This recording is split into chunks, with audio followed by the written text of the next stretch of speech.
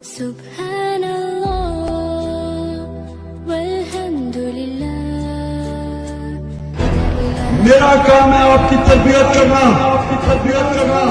میں آپ کا باپ کی طرح ہوں اور میں جس طرح اپنے بیٹوں کو سمجھاتا ہوں کہ آپ کے سامنے دو راستے ہیں.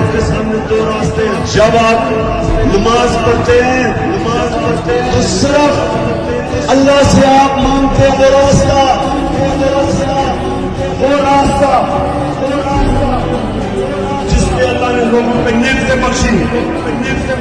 آپ اللہ سے کہتے ہیں وہ راستہ نہیں جو تباہی کا راستہ ہے. آپ سب کے سامنے دو راستے. ایک راستہ ہے کہ چوروں کی ہم غلامی کریں, یہ تباہی کا راستہ ہے.